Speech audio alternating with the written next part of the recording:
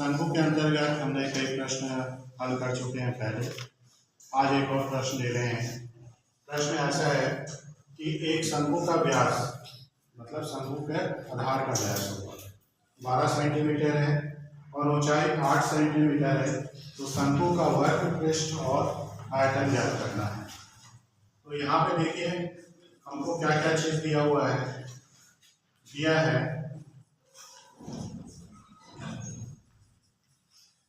शंकु का व्यास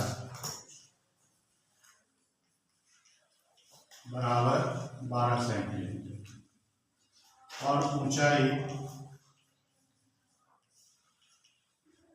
8 सेंटीमीटर। ऊंचाई को हम ऐसे व्यक्त कर देते हैं तो हमारे लिए संकेत में उपयोग करना आसान होगा। यहाँ पे देखिए इस तरह का शंकु है।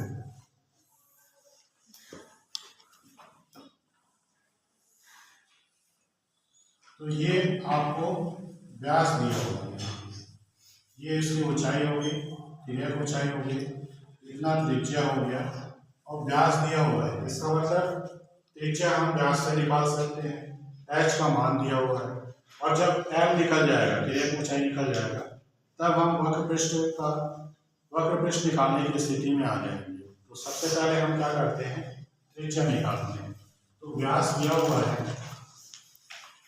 व्यास बराबर 12 सेंटीमीटर और व्यास और त्रिज्या में जो संबंध है वो त्रिज्या के दुगने के बराबर व्यास होता है। इसलिए हम यहाँ पे लिखेंगे व्यास बराबर 2r और ये हो जाएगा 12 सेंटीमीटर। तो r बराबर हो जाएगा 12/2 सेंटीमीटर कट जाएगा तो त्रिज्या हमको मिल जाएगा 6 सेंटीमीटर। मतलब r का मान हमको मिल चुका है 6 सेंटीमीटर और ऊंचाई दिया हुआ है 8 सेंटीमीटर। अब हमको l निकालना है। तो यहाँ पे देखिए ये जो ऊंचाई है और त्रिज्या है इसके बीच का कोण 90 अंश बनता है। तो ये एक समकोण त्रिभुज की तरह से दिखाई दे रहा है। तो इसलिए हम पाइथागोरस प्रमेय का उपयोग कर लेते हैं। तो तिर्यक ऊंचाई मतलब l का वर्ग जो कर्ण का काम करेगा, तो ये h के वर्ग धन r के वर्ग के बराबर होगा। यही तिर्यक ऊंचाई निकालने का सूत्र भी है। तो l हमको नहीं पता है, l स्क्वायर वैसे ही रहेगा।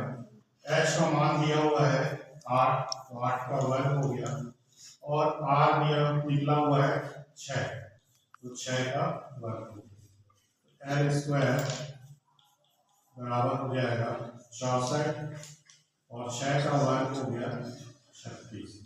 इसको जोड़ लेते हैं तो ये हो जाएगा 100 और 100 का वर्गमूल कर लेते हैं तो ये हमको मिल जाएगा 10 सेंटीमीटर।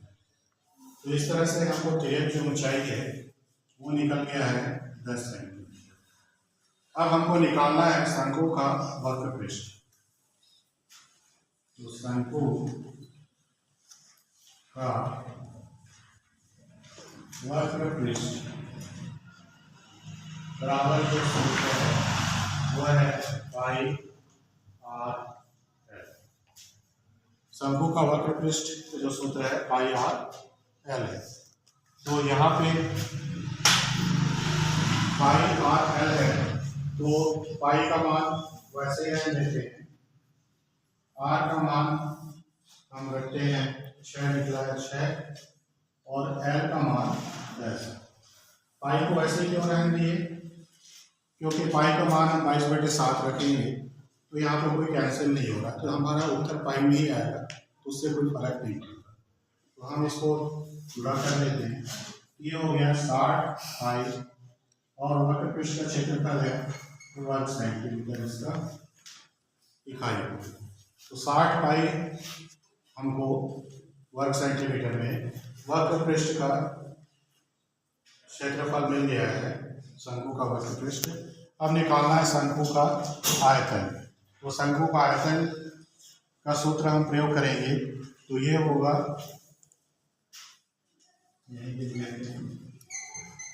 शंकु का आयतन बराबर 1/3 पाई आर स्क्वायर एच।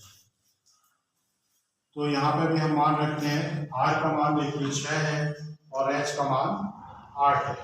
यहाँ पर भी पाई को हम पाई रहने देते हैं तो हमारा कैलकुलेशन इजी हो जाएगा। तो 1/3 1/3 पाई आर का मान है 6 का वर्ग और एच का मान है 8। इस मान को रखते हैं और हल करते हैं। ये हो जाएगा 1/3 पाई 6 का वर्ग है, 6 का वर्ग हो जाएगा 36 और 8 वैसे ही रह गया। 3 से काट देते हैं, 3 एकम 3 और 3 दूनी 6। तो 12 का 8 से गुणा हो जाएगा तो 12 8 96 पाई घन सेंटीमीटर शंकु का आयतन हमको मिलेगा। इस प्रकार से देखा हमने कि हमको एक प्रश्न दिया था जिसमें शंकु का व्यास दिया था, तो उससे हमने शंकु की त्रिज्या निकाल ली और ऊंचाई दिया हुआ था, तो इन दोनों की सहायता से हमने शंकु का तिर्यक ऊंचाई निकाला। तिर्यक ऊंचाई निकालने के बाद शंकु का वक्र पृष्ठ का सूत्र हमने प्रयोग किया, उसमें मान रखा और उसको सिंपल कर दिया। उसी तरह से शंकु का आयतन है, उसके सूत्र में मान रख के इसको हल कर लिया। पाई का मान हमने इसलिए नहीं रखा है कि पाई का मान रखने से हमारा कोई टर्म कैंसिल नहीं होना था, इसलिए हमने उत्तर पाई में ही रखा है। तो इस तरह से हमने शंकु का आयतन और शंकु का वक्र पृष्ठ निकाला।